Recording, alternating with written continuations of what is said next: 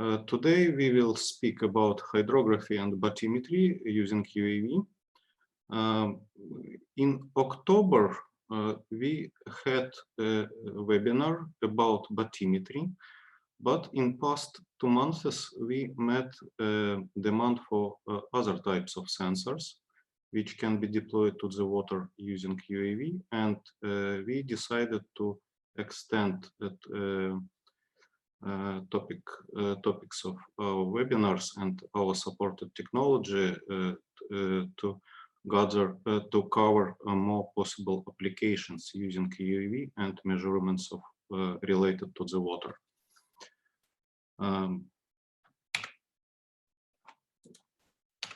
Here is a definition of hydrography.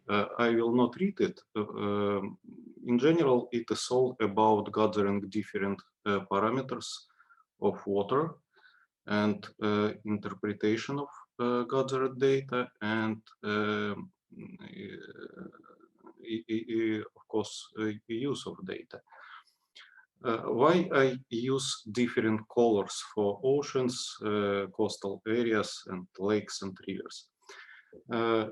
We are not brave enough to promote our technology for applications in oceans or open seas.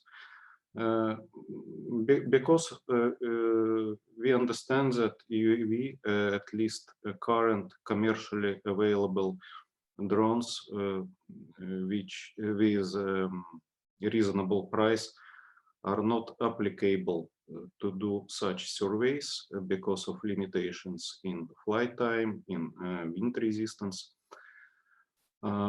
If we are discussing coastal areas with potential customers, we also pretty careful about with our promises. If a survey area is, for example, marine or harbor protected from the wind, UAV is okay. But again, if area is not protected, application of flying drones will be also very limited. But lakes, rivers, and ponds are very good survey areas for that technology. And all samples what I will show you will be from lakes or rivers. But technology progressed with very high speed, and we expect that flight time will be increased in the nearest few years. Maybe because of extended use of drones with hybrid propulsion system, or maybe even electrical drones will have a much bigger flight time. So we expect that usage of UAV will be extended. What we can do, or what we can measure using flying drones. We can do bathymetry using different sensors. Today I will show you and discuss two types of or two groups of sensors. First of all, it's echo sounders, of course. And second are low frequency ground penetrating radars. We can measure sound velocity. Sound velocity profiling is very important if you need to do high precision bathymetric surveys. We can measure turbidity, salinity. We hope that in very near future we will integrate flow speed sensor, contactless sensor. And in general, we can do anything what can be measured by small sensor, small and light enough to be carried by standard commercially available drones.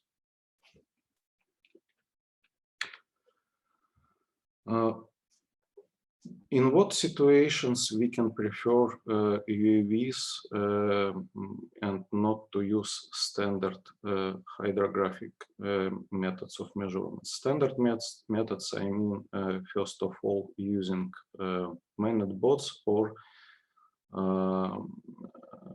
unmanned surface vehicles or remotely operated boats.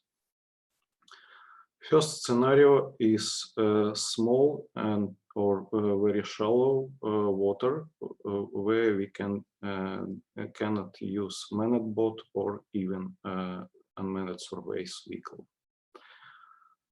Second scenario, when we don't have possibility to deploy a boat or surface vehicle. For example, there is no point of entry. Using drone, you can do using flying drone. You can do hydrographic surveys remotely from, in some situations, from 100 meters from the water.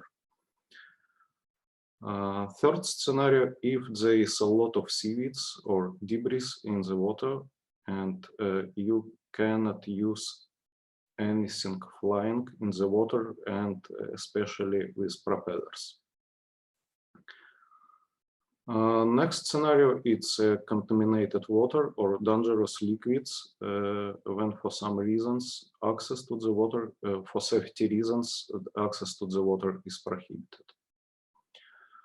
From one of our partners, we got interesting possible scenario with drinking water reservoirs.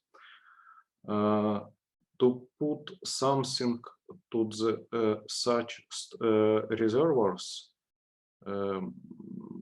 sensor and a platform for the sensor should be sterilized, and it is much more easier to clean sensor and cable comparing with cleaning of unmanned boat, for example.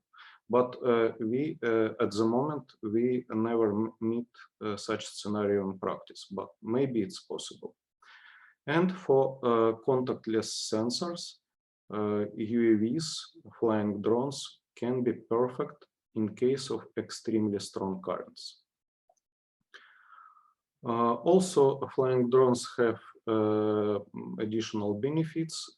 Usually, they are very fast to deploy because medium drone can be carried in small car and takes 10 minutes to deploy. They will deliver very good repeatability of results because in many cases you need to repeat the surveys in the same area and control changes.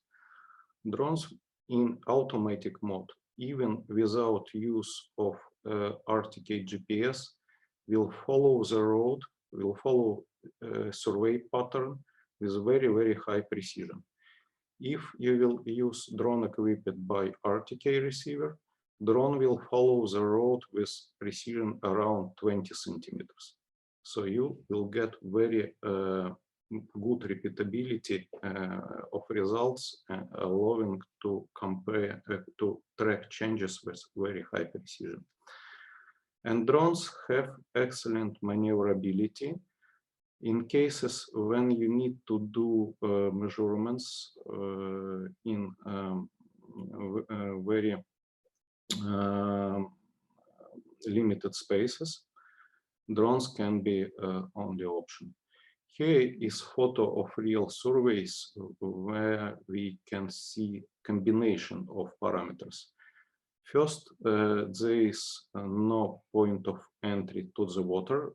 On the photo, it is not very visible, but a bank is quite tall, around 2.5 meters above water, and there is no possibility to go to the water at least without risk to fall to the water. Second, water is covered by ice, and we cannot use any standard water. Guys used stones to break the ice before putting sensor to the water. And even at summer, that stream is full of seaweeds and debris from surrounding bushes and trees, and it's not possible to drag sensor here. But of course, as any technology, using flying drones have a lot of limitations. First of all, flying drones are very sensitive to weather conditions. First of all, it is wind, and second is waves. Strong wind and wind gusts are most important limit for UAV use, especially in case if we need to tow or drag the sensor on the rope. For that reason, we don't recommend to use drones for hydrography or for bathymetry if wind speed is above 5 meters per second. Because of limited flight time, flying drones, electrical flying drones are not suited well for large survey areas. If you need to do bathymetry or any hydrographic measurements in areas of square kilometers or square miles, of course, better to use manned or unmanned boats. Best models of unmanned boats can work hours on the single battery charge. In case of UAVs, for example, for most popular DJI M600 Pro, you will need to change batteries every 15 minutes. Also, in case of submersible sensors, especially in case of bathymetry, when we need not only drag the sensor in the water, but sensor should be almost vertical in the water. Speed will be limited, and depending on sensor size, we recommend to have survey speed between half and 1 meter per second. Unmanned surveys vehicle can do bathymetric profiling on the speed up to a couple of meters per second. It is not second is not really limitation, but drone operator should be very careful when, for example, there are trees around your pond or lake, to not crash the drone. And when you need tow sensor in the water, extreme currents can be also a limiting factor. But here is one more benefit of hydrographic measurements using UAV. Some sensors or some types of measurements may require measurements on the different depth, for example, sound velocity profiling. In case of remotely operated vehicle, you will need to use some kind of automatic winch to deploy the sensor on different depth. In case of drone, it can be achieved without any additional equipment because you can just manipulate by altitude of the flight, and in Grasshopper mode, a drone can do that automatically. Here on the photo is a drone with sound velocity profiler, and photo is provided by our partner, Thorn Group from United Kingdom. Here I want to demonstrate you some videos of working systems. First is survey in Grasshopper mode. In Grasshopper mode, it is fully automatic survey. Drone is flying between waypoints. In waypoints, drone will go down to the specified altitude, wait some time to stabilize the sensor to give it the time to make measurement. Next, return to the safe altitude and will fly to the next waypoint. This mode is especially useful when there's a lot of seaweeds or debris in the water and you cannot drag the sensor without risk to be catched. Also, it is very useful flying mode when you need to deploy a sensor on different depth.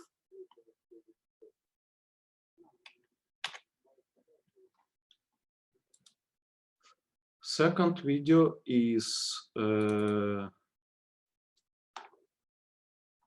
survey measurement of the depth in frozen stream. In situation when stream is covered by ice and you cannot go to the water. That flight is under control of operator in manual mode because guys used stone to break the ice, and after that operator can put the sensor to the hole. Of course, such approach requires quite high qualification from drone operator, but it is doable and it is maybe most comfortable approach to do measurement in such conditions.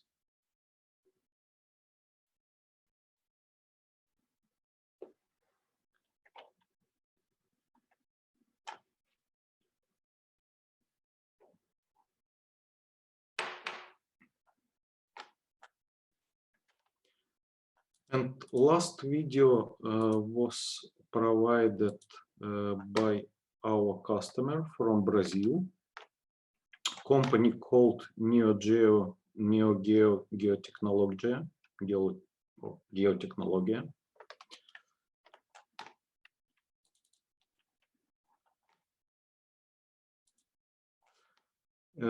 Maybe it is not visible very well, but drone is here.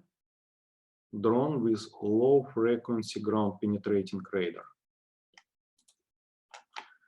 And task is to do bathymetric survey above and below waterfall. Flight is fully automatic and drone is keeping constant elevation over water using radar altimeter.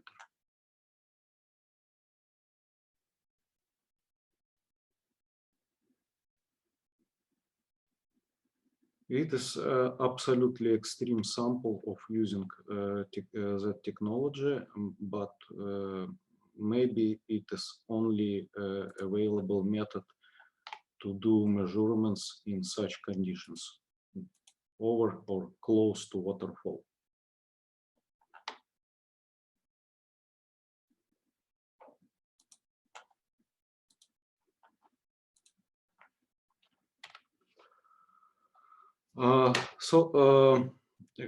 Standard question, how dangerous for equipment or how risky are flights over water, especially in conditions when you are doing surveys over waterfalls.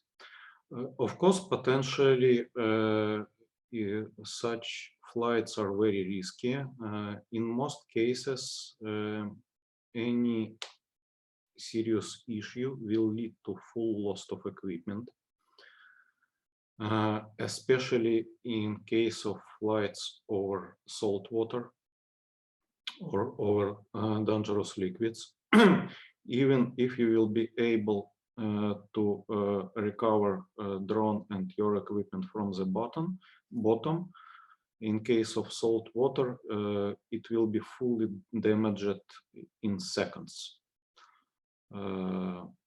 But from our statistics and feedback from our current customers, together we did hundreds of surveys over water, And at least at the moment, we have not lost our drones. Most probably because we use commercially available drones, and we use workhorse of industry in most cases. It's a DJI M600.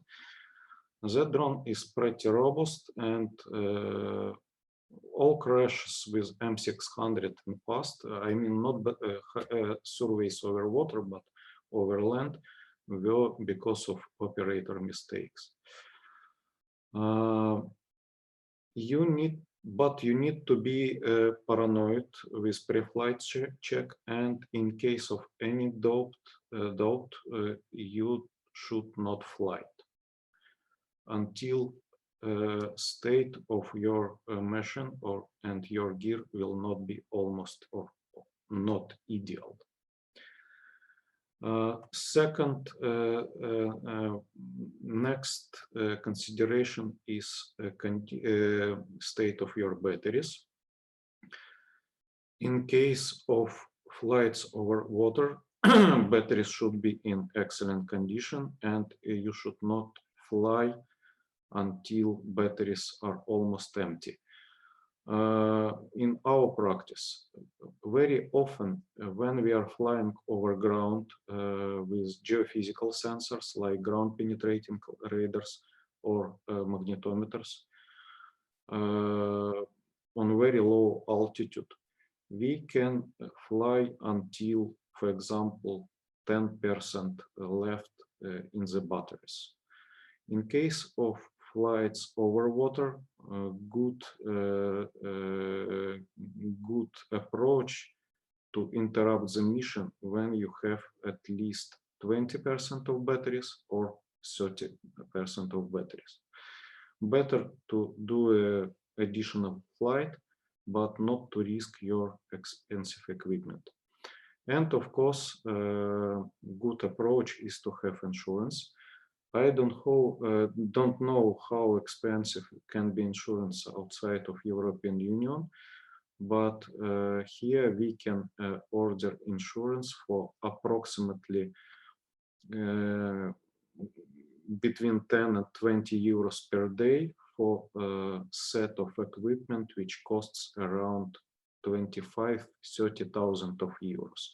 It's a drone with hydrographic sensor and additional equipment. Insurance will remove from you risk of full lost equipment. Here is standard set, standard components of drone with everything required to do bathymetric survey or to use any other sensors. First component, of course, it's a drone. Sensor. Here is a sounder. Fix it on the rope in that sample, but it can be contactless sensor. And a radar altimeter and SkyHub onboard computer to log the data from sensor and to keep constant altitude over water. SkyHub, it is our product. Technically, it is small Linux-based computer, very small in size. Usually it is fixed under hull of the drone. And main functions of SkyHub are to implement true terrain following or additional flight control algorithms and gather data from different sources, from sensor and from autopilot, and log the data and flight protocol to the file on board on SkyHub computer. And also SkyHub will send data down to the ground station during the flight. I will demonstrate you how it can be in flight simulation a bit later.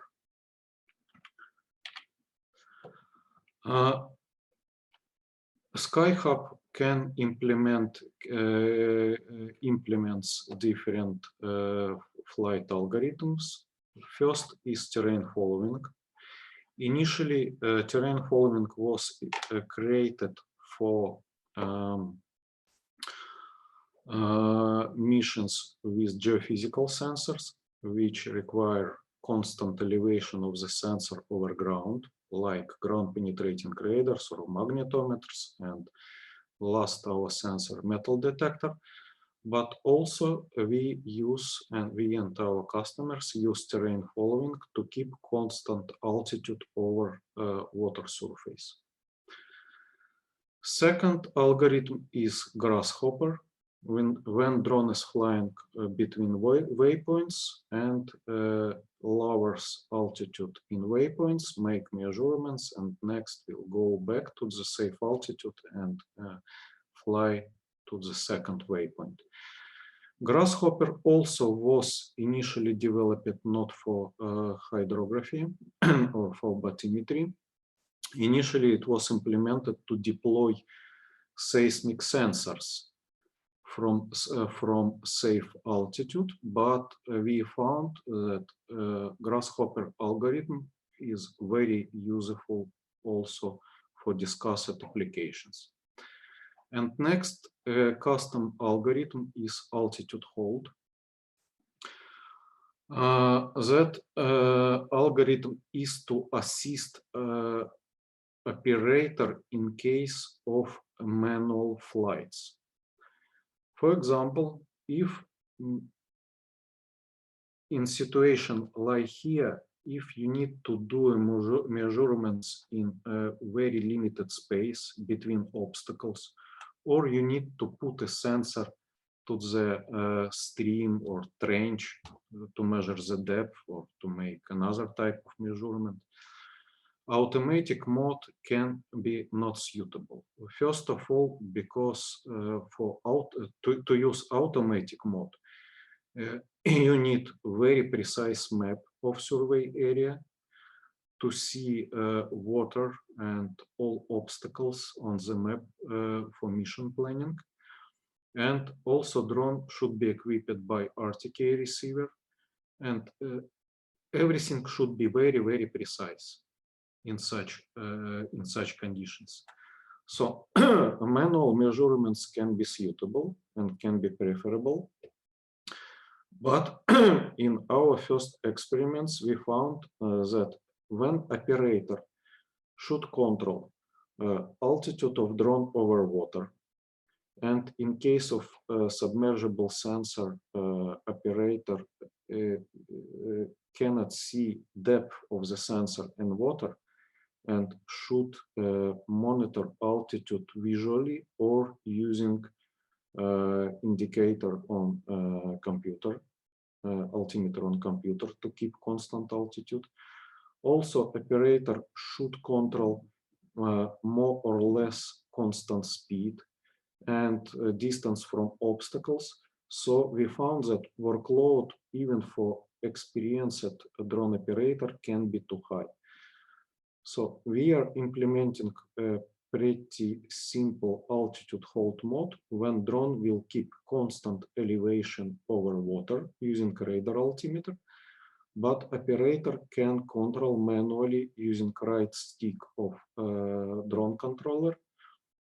Operator can do movements in horizontal direction.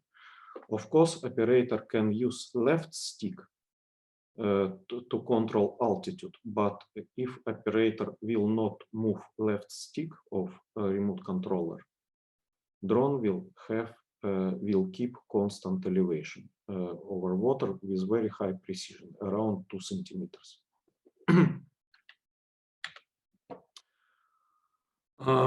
Why we use true terrain following algorithm, as I said before, initially developed to keep constant elevation of geophysical sensor over surface for flights over water, when water is can be considered as absolutely flat surface. The reason is pretty simple, because we cannot trust to barometric altitude from the drone. Here are graphs of 2 real flights. Orange line is data from radar altimeter, and blue line is data from barometric altimeter of the drone. On the left sample, it was not bathymetry. Here is data when we did magnetic survey over lake using sensor mounted on the ropes under the drone. It is explanation why we see spikes in data from radar altimeter.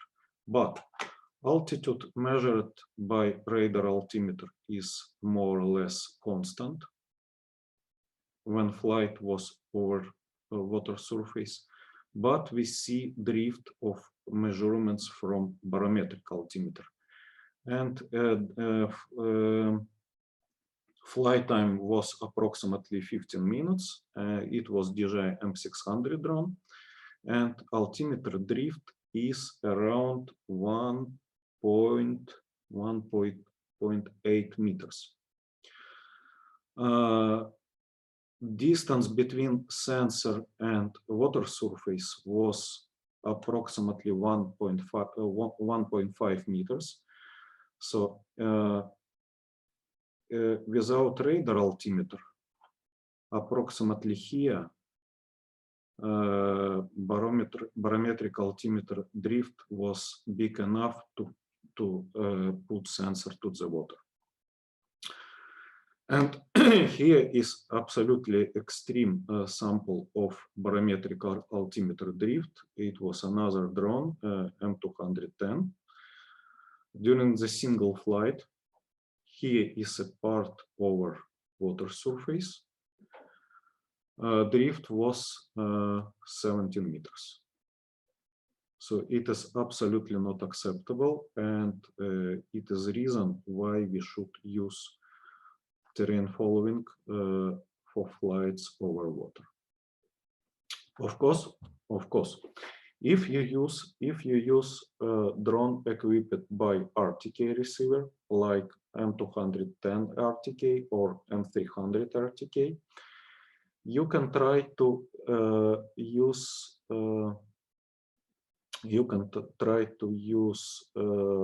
RTK receiver as source of altitude, but I personally not like that idea, because RTK log depends on the reliable link between ground station and your drone. To receive corrections from the ground station, I mean from RTK base station or from sorts of corrections. In case of any problems in corrections transmission, your RTK, your positioning precision will degrade very quickly, and if you will be happy, drone will go up. In worst case, the drone will go down, and but at least maybe you will have a time to interrupt automatic mission.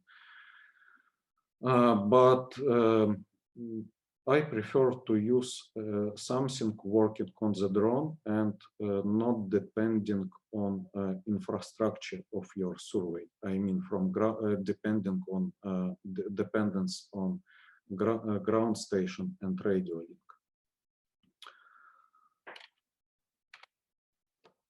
Next, we will discuss sensors, different sensors. Of course, first group of sensors are echo sounders, sensors designed to do bathymetry, to measure depth or distance in the water. Currently, we propose 2 types of sensors. Both sensors are manufactured by a Korean company called Echologger. They're quite popular, and they use it on manned or unmanned boats to do bathymetry.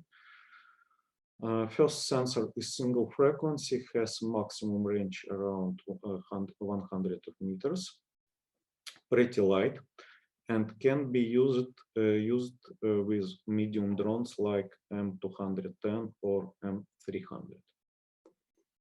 Second sensor is dual frequency device. Technically, it is two sensors combined in single casing. Lower frequency is 30 kilohertz, upper frequency is 200 kilohertz. Main benefit of that sensor is not extended range, but possibility to profile sediments layer depth. In case if sediments are organic or light, in data from double frequency sensor, you will see reflection from upper bottom and from hard bottom. So you will be able to measure thickness of sediments.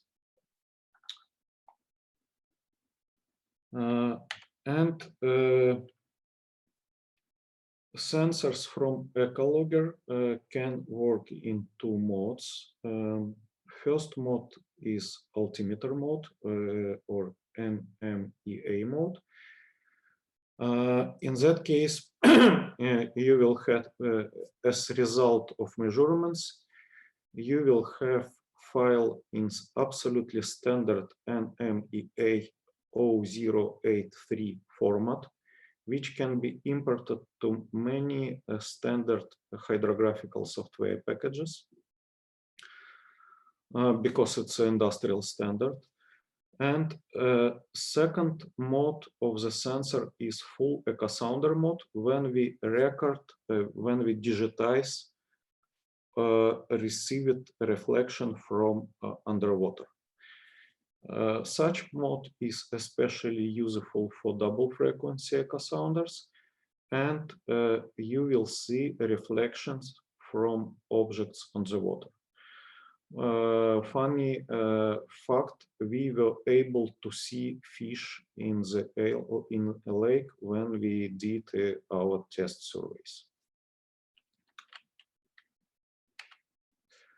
And as a result, you will get two standard files, an MEA and SegWire file with full echo sounder data.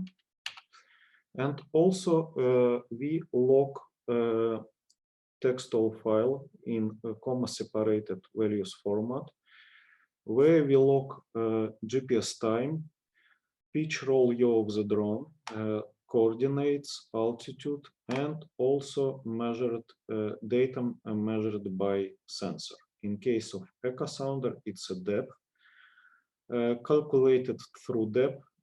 Here we calculate depth relative to the water level, because we know for each measurement we know precise altitude measured by radar altimeter, and we know length of the rope between bottom of transducer and altimeter. And if sensor is providing additional data, we also can log additional parameters here: temperature and pitch roll of the sensor. In case of Echologger sensors, we use pitch roll data to filter out measurements in case if position of sensor in the water is far from vertical. And processing results of echo sounders are absolutely standard for such type of sensor or for such type of surveys.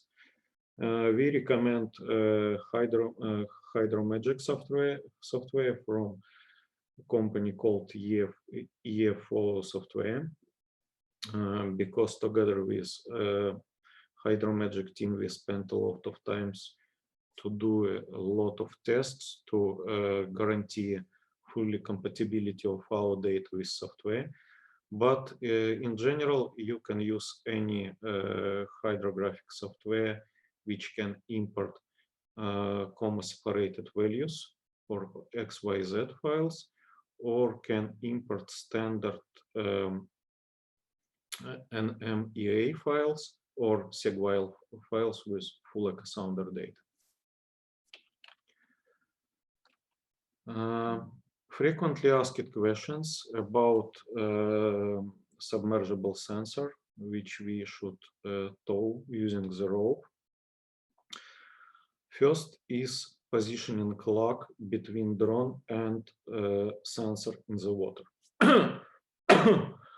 Of course, depending on the speed and maybe, yeah, and particular sensor, it will be displacement between center of the drone or mounting point of the sensor and sensor itself. Good thing that in case of surveys in lakes or ponds when there is no current, that displacement will be constant, and you can do some estimation for your setup, for your standard survey speed, and apply correction of the lock in processing software. At least Hydromagic allow to specify lock between sensor and between GPS antenna. In case of surveys over,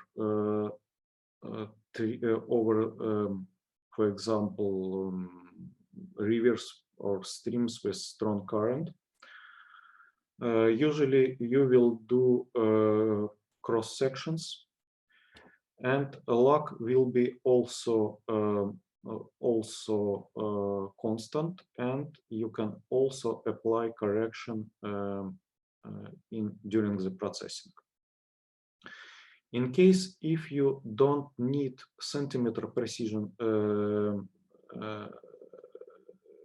positioning of the drone of your measurements points, for example, if you don't use RTK receiver on your drone, precision of positioning will be around 2-3 meters using standard GPS receiver.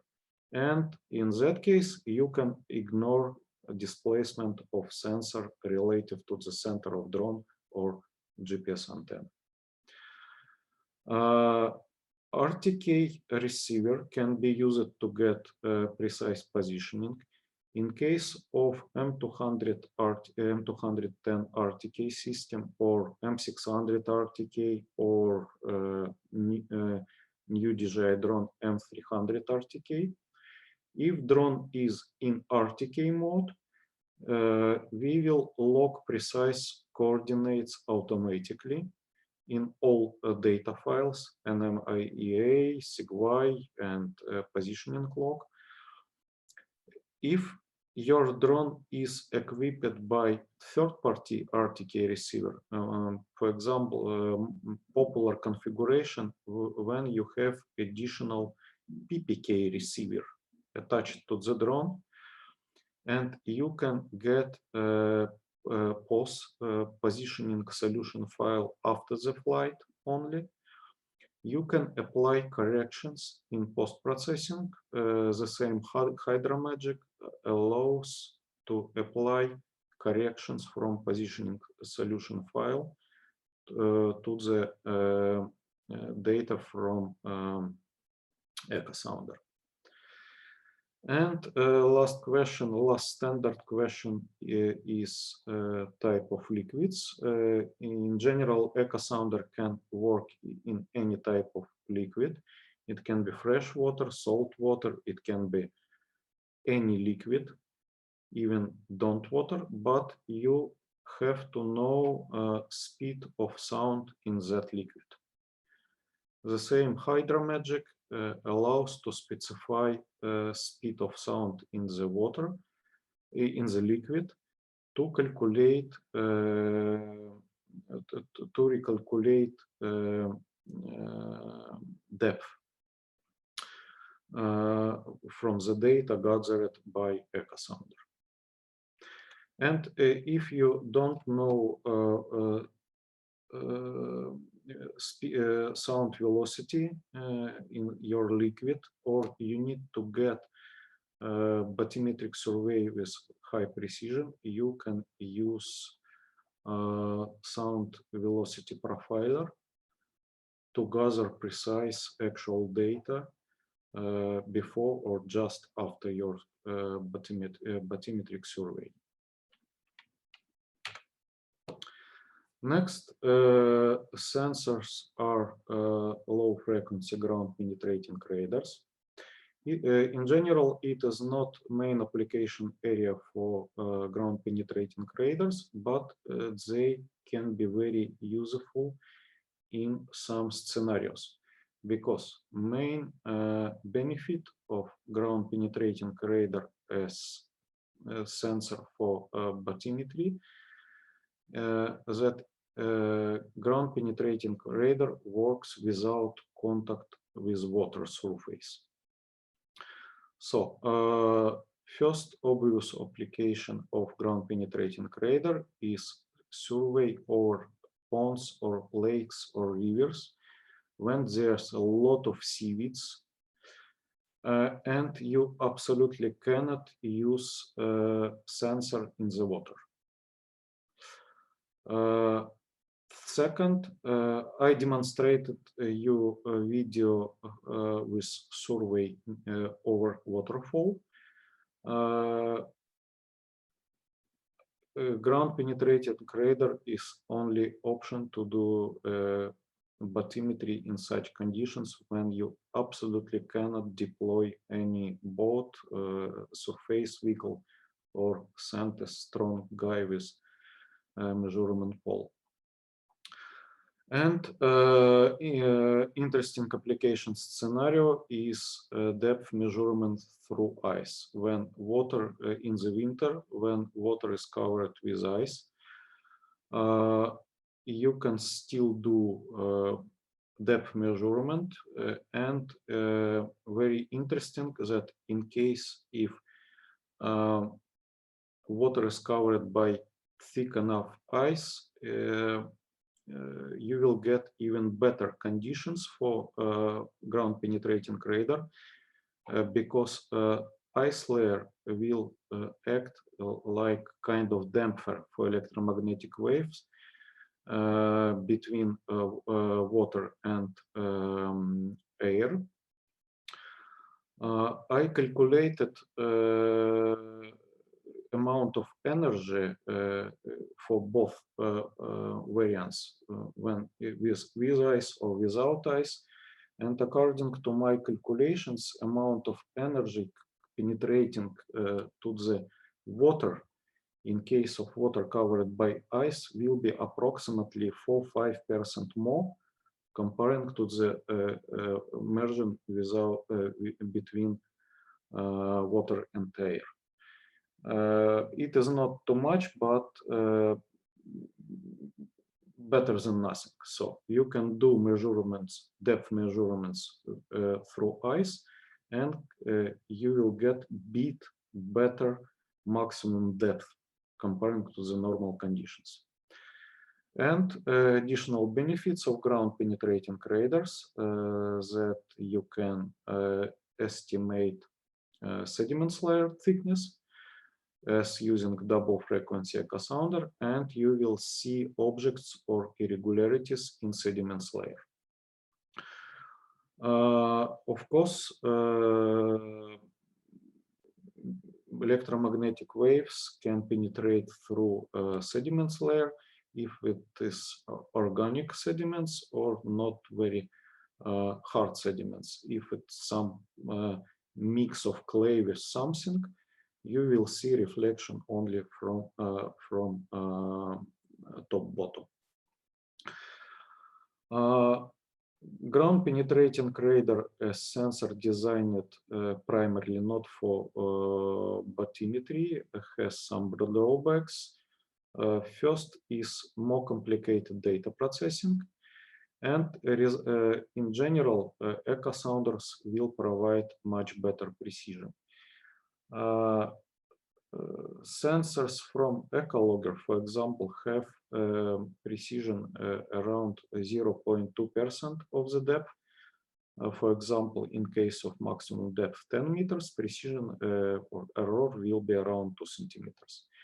In case of low frequency ground penetrating radar, precision depends on frequency of radar or frequency of electromagnetic wave reflected from the bottom. It is function of the depth.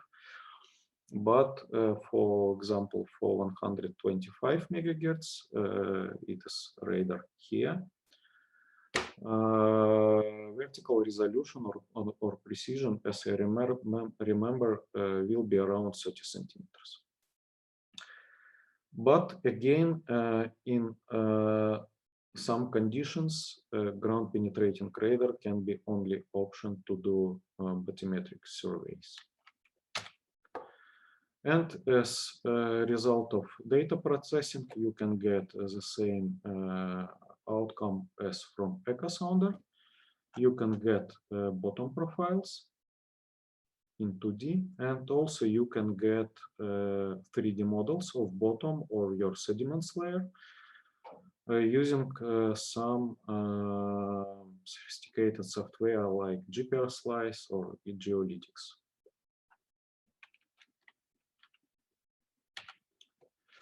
And more sensors for hydrography. Inside of our company, we integrated only, at the moment, we integrated only echo sounders and ground penetrating radars. But our partner, Thorn Group from United Kingdom, integrated range of wayport sensors. First sensor was wayport mini SVS, sound velocity sensor, to measure precise sound velocity just before or after survey. And they integrated wayport Hyperion range of sensors. First was Hyperion turbidity. But all wayport Hyperion sensors have the same connector and data protocol. So in general, you can reach Thorn Group and ask them for any for system with any wayport Hyperion sensor. Interesting feature of Thorn Group system, they called that quick deep family.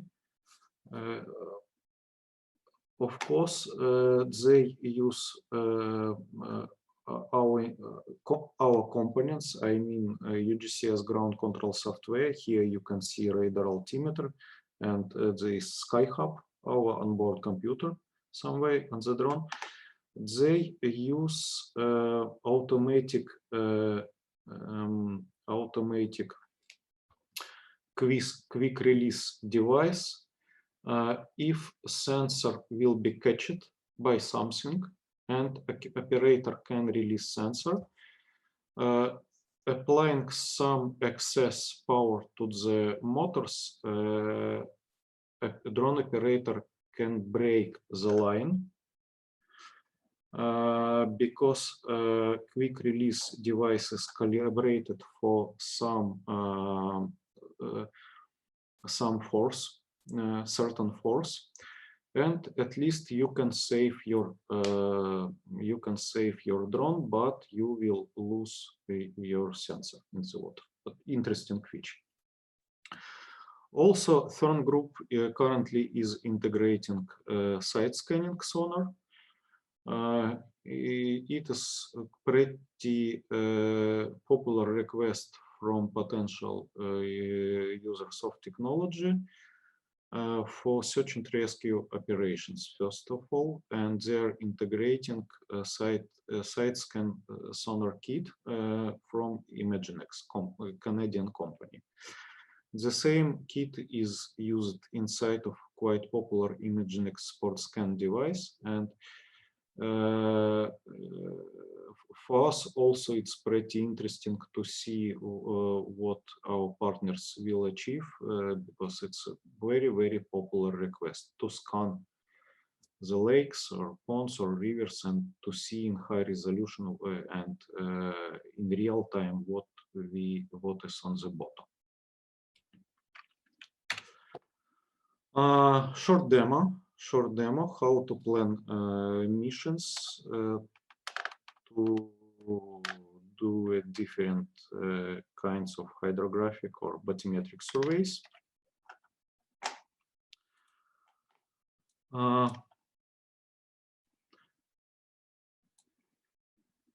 I will show how to plan bathymetric mission for pond. Data photo is provided by our partner company called GeoPartner from Denmark. They use system with EchoSounder. Here's a bright demonstration of why you can need actual orthophoto map to do automatic mission planning. It is artificial pond, and without actual orthophoto, you will not be able to plan automatic mission. So before flight before mission with EchoSounder, they did a short photogrammetry mission using other drone. They did map stitching and used actual orthophoto to plan mission for EchoSounder.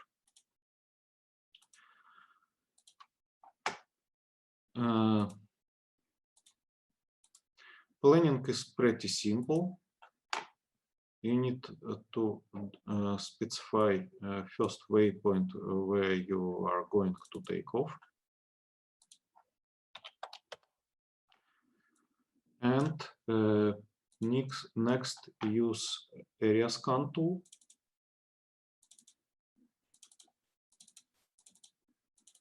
to draw your survey area.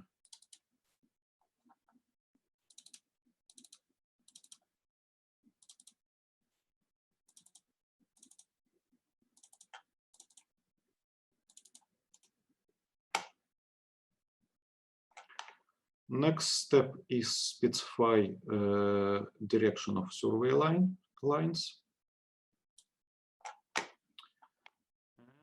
and distance between survey lines. For example, 5 meters.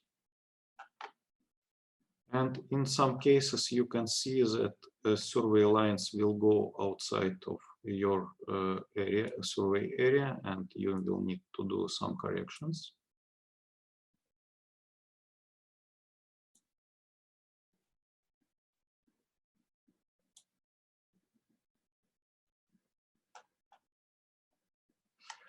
And specify survey speed.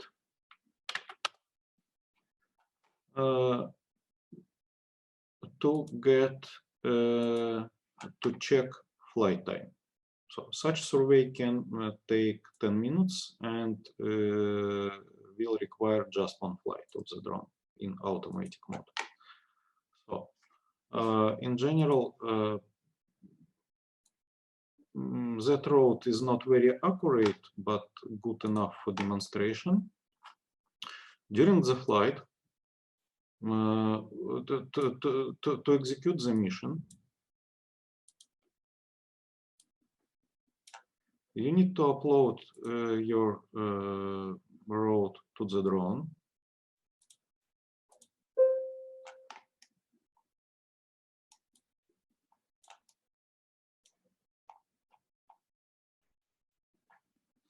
This copter emulator. It is here. And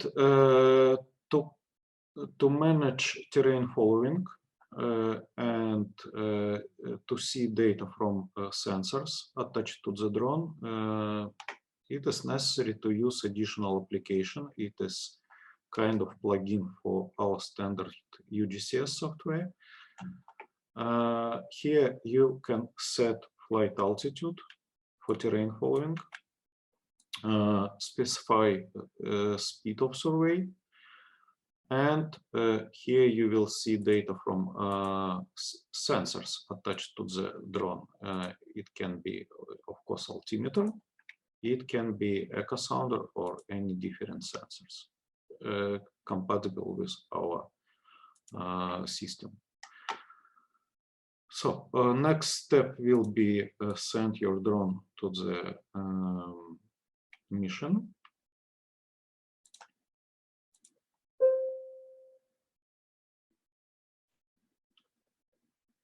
In case of real hardware, not simulation, you will need to write terrain following parameters here to the upload terrain following parameters to the drone and activate terrain following algorithm.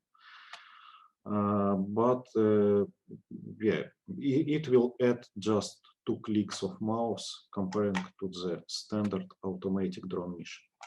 And during the flight, you will see data from sensor. Here are some synthetic random values because we are doing simulation. Very important that data in on the ground during the flight cannot be complete, because to transmit the data, we use the standard data link of DJI drones, or in case of drones based on Pixhawk Autopilot, we also use telemetry link of the drone to transmit the data. That link has low speed, and of course, all data related to the flight management have much bigger priority.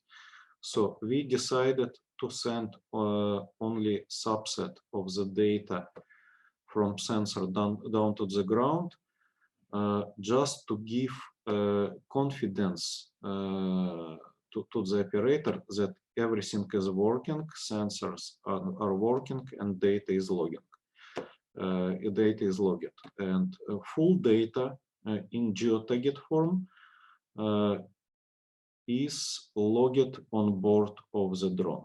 After the flight, you will need to connect to SkyHub computer using Wi-Fi network and download data from SkyHub here. So again, during the flight, you will get a current subset of current data from sensor. Data can be not full or not too accurate or with some lag, but full data with coordinates is logged on board of the drone on SkyHub computer, and you will need to download data after the flight.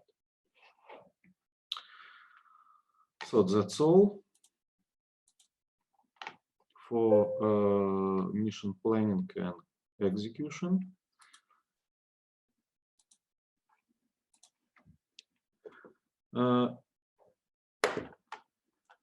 Next demo is very quick data processing.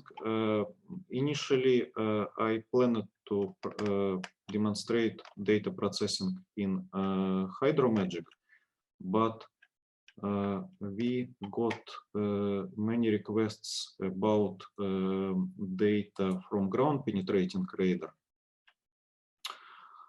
and I will quickly show you how looks data from GPR in case of bathymetry.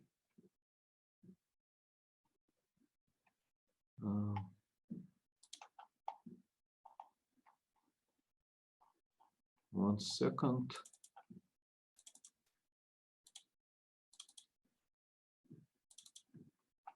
It is data provided by our customer called GeoPartner from Denmark. And they did a lot of surveys in past year using low frequency GPR.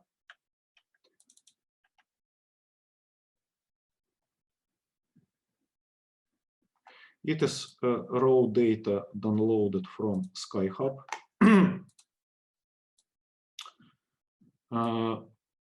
It is normal ground penetrating radar data.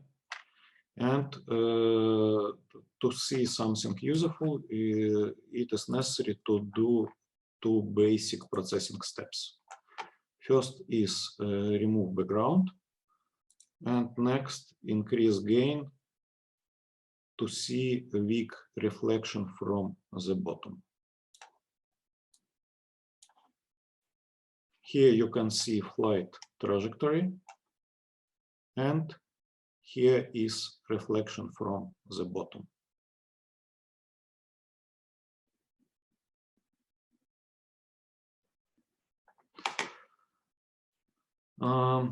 That's yeah, and also I will demonstrate quick data processing using Hydromagic.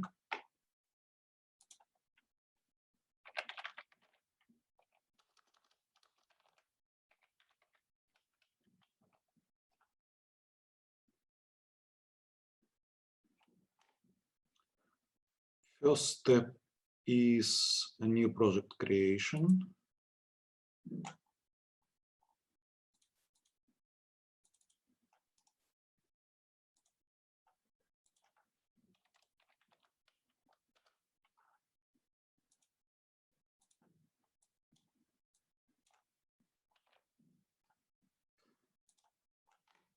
We can use World Mercator coordinate system, but better to use some local coordinates, some local coordinate system.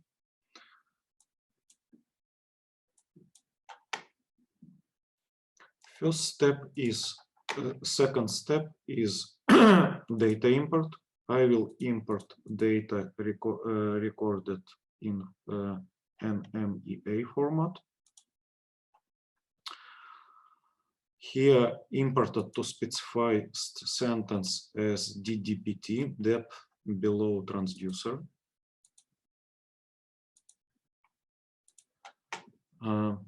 Sorry, not the DPT. Yes, DPT, just depth. Because in that sentence in NMEA files, we write real depth below surface level. If we will use RTK or PPK corrections, we need to specify survey date. It was, I will check. Data was collected on 7th of September.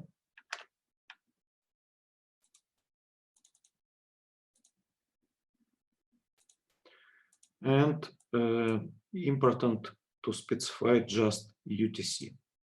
In such case, at least current version of Hydromagic will take time from NMEA sentences. Finish, and we have raw data here. We can check that our measurements are placed in right position, importing and downloading map. Hydromagic can download a map from different sources from internet. I will use Bing. We need to have a map around our data.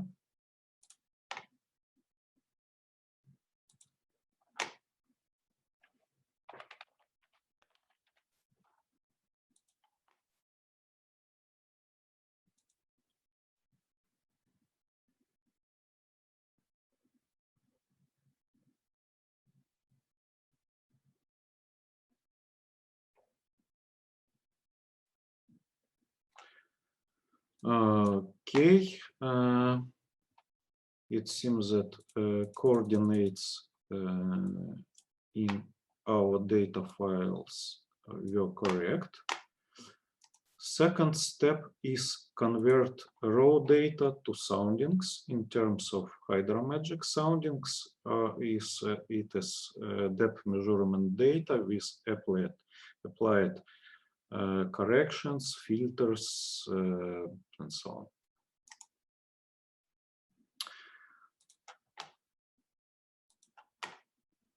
I will generate data soundings from original raw data. It is very important step. In general, depth measured relative to the current water level, it is some virtual, absolutely useless data. And in most cases, you will need to get measurements aligned according to the sea level. To do that, you can use multiple sources of additional data. First, if you have data from tide monitoring stations, you can use tide correction file here. You can, in case if your drone is equipped by RTK receiver, you can apply antenna offset relative to the transducer here and use geoid model. So there are different options how to get useful data. But now I will skip that step. If you have a sound velocity correction file, you can apply it here. It is especially important for surveys in ponds or lakes, in case if there is a thermocline. You can use a sound velocity profiler or sound velocity sensor to measure sound velocity above and below thermocline and correct your depth measurements. And on that step, you can apply different filters or corrections. You can correct positioning errors. You can apply offsets and minimize error because of displacement of the sensor. And you can apply positioning corrections if you have data from PPK or RTK receiver. And you can manually edit echo sounder data to remove obvious errors in the data. For example, there are a couple of obvious spikes in the data. I don't know reasons, but here you can remove them. You can just check how data looks and remove obvious problems in the data.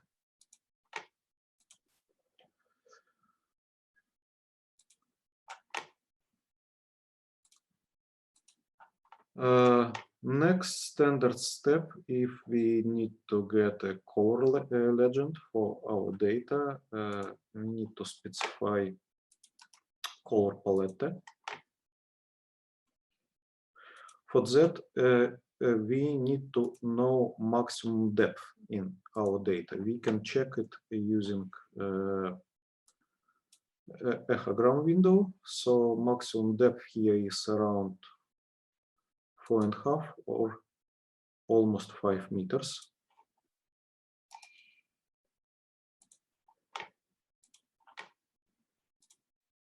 I will create new color set. shallow pond, for example.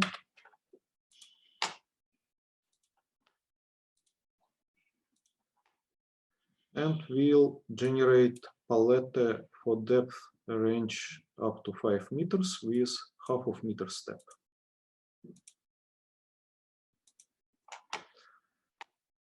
And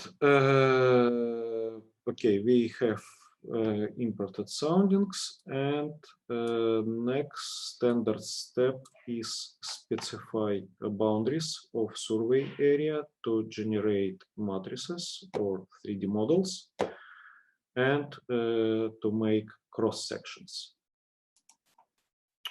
I can draw a boundary.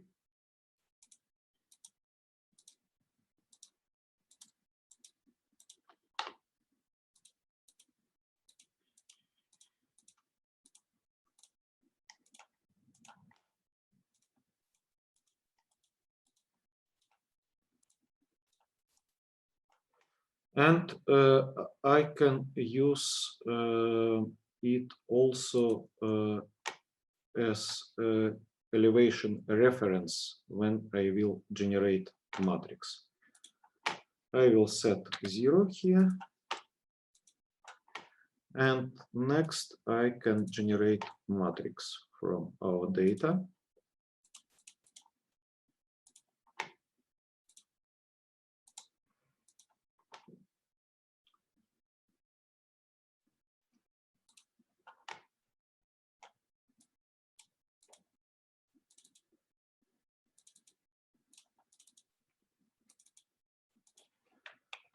Matrix 1.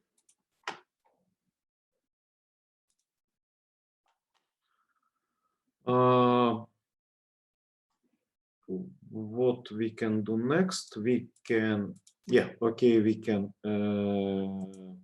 check what we got in 3D.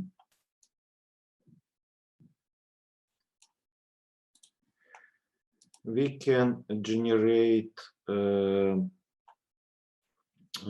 from matrix, we can generate contours.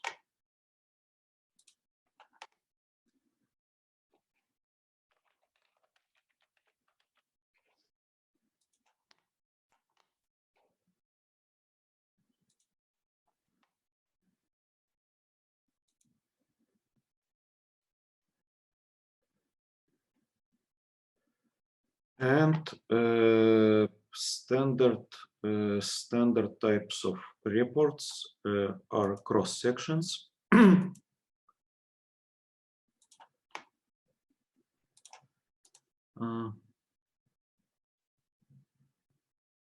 Add section.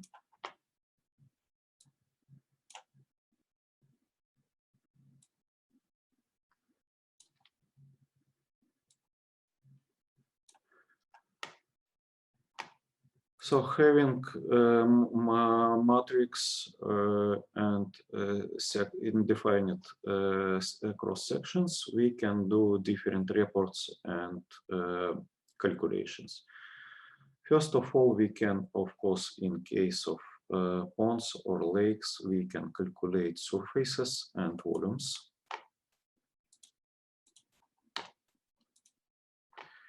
In case if we will have data from repeatable flights, or if we will have a data from double frequency echo sounder, we can calculate difference. So we can monitor changes in area of our pond or lake, volume of the water, and volume of sediments. We have only one survey, only one data set from that lake, but in case if you have data from multiple surveys, you can do some comparisons here and can generate a report. For cross sections, we can also generate cross-section reports and export cross-sections to DXF.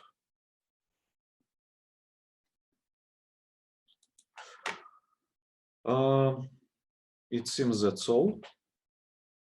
And we can proceed to questions and answers session.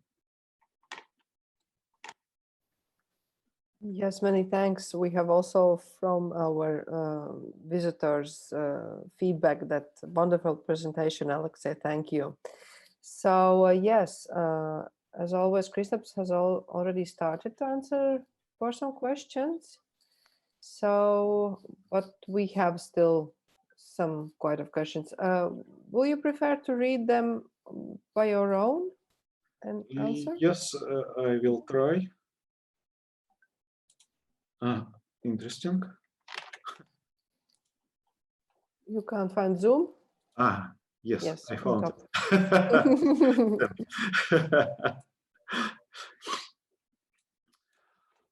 Okay. First question is is about sensor displacement. I already commented it. In case of systematic displacement, you can compensate it during post-processing. In case if you don't use RTK receiver or drone equipped with RTK receiver, you can ignore the displacement because your positioning error will be few meters, but displacement will be few dozens of centimeters. In case of non-systematic displacement caused by wind gusts or something, unfortunately, you cannot compensate displacement. So it can be a problem in some conditions.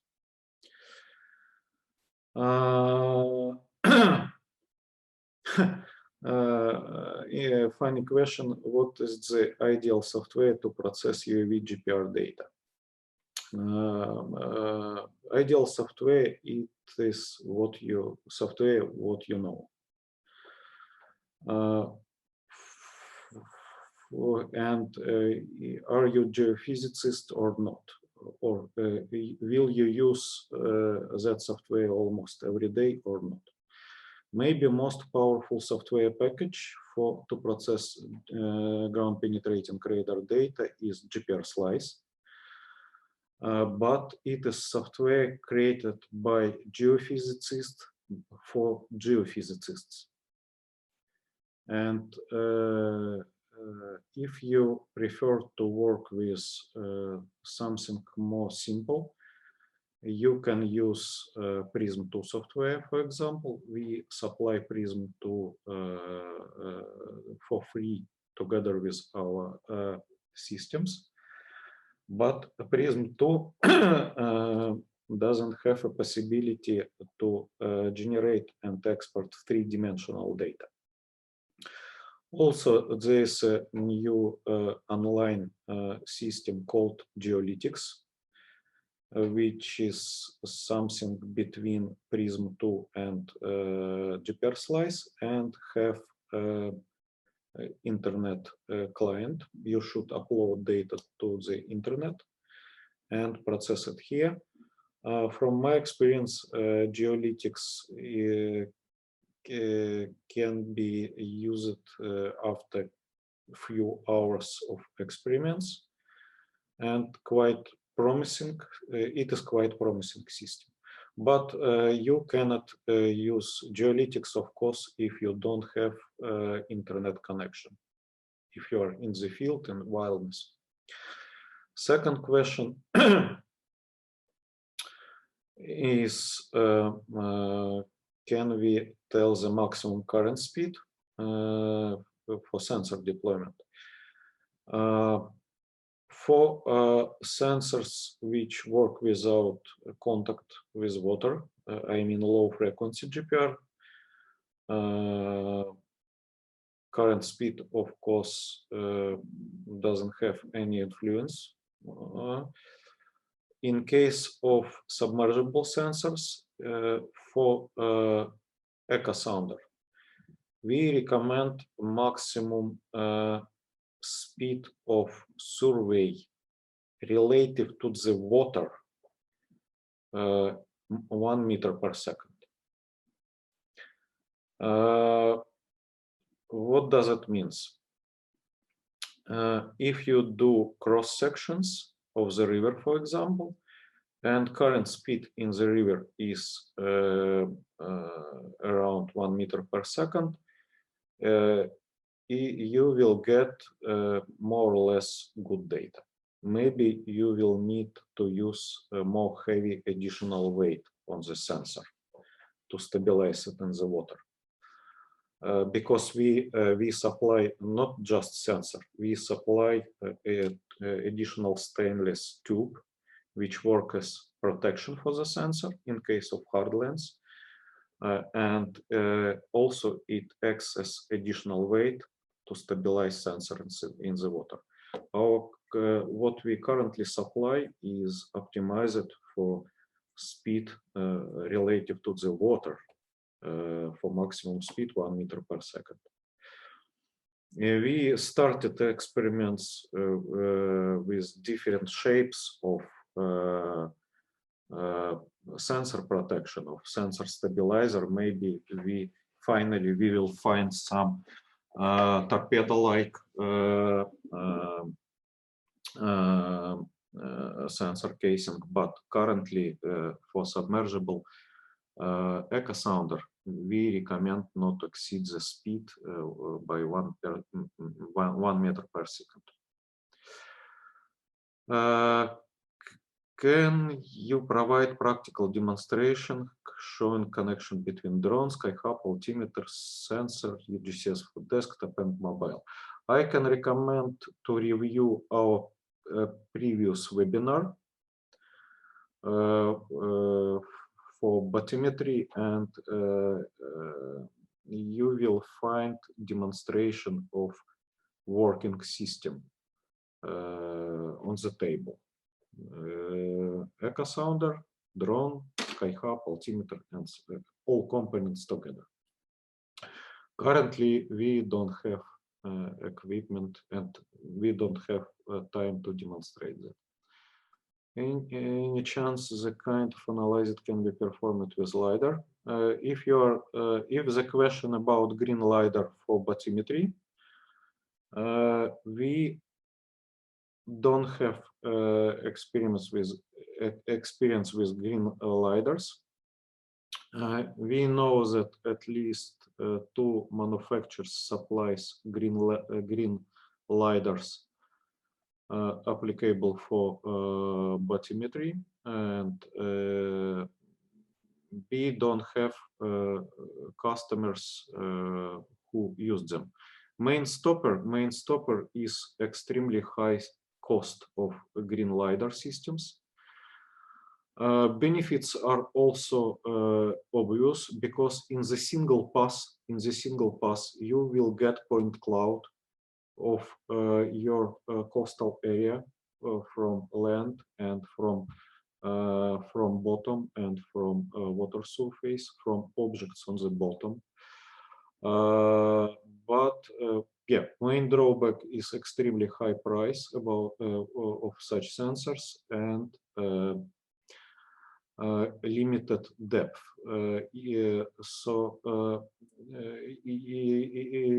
To estimate maximum depth for green LiDAR, manufacturers usually claims that maximum depth is around 1 or 2 depth of such a disk. It is depth when standard method of water water transparency estimation is used. In case of quite clean water in coastal sea areas, it can be approximately between 5 and 20 meters, something between 5 and 20 meters maximum, except extremely clean water in some tropical areas, for example. But again, we are waiting when green lidars will become less expensive, and we see big potential for such sensors. First of all, because they provide in single pass data from very wide lane with very high precision and quite good technology. What is the advantage of using echosounder under UAV comparing of using it under remotely operated vehicle? Yeah, I already discussed some scenarios. Yeah, it was here. Answer is pretty simple. If you have remotely operated vehicle and you can use it, UAV with the same sensor will not give you any benefits.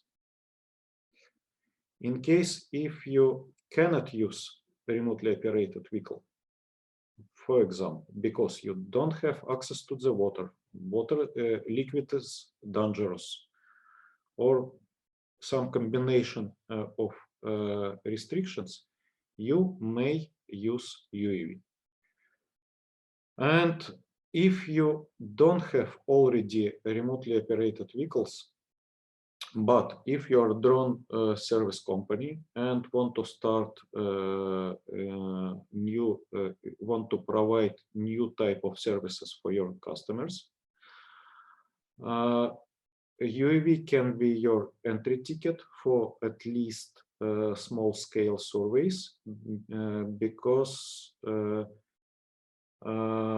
your initial investments into remotely operated vehicle with echosounder, with survey grade echosounder, not with toy for fishermen, with RTK receiver, with autopilot, will be around $40,000 or euros. And it is not something expensive from European or American or Canadian company. It will be Chinese made, very good quality Chinese remotely operated vehicle. Your investments to add echosounder to the drone with terrain following, radar altimeter, and all software will be 3 or 4 times less. But again, if you already have both, if you already have a echosounder, if you can use it, and if survey area is pretty big, please use your existing equipment. It will be best choice.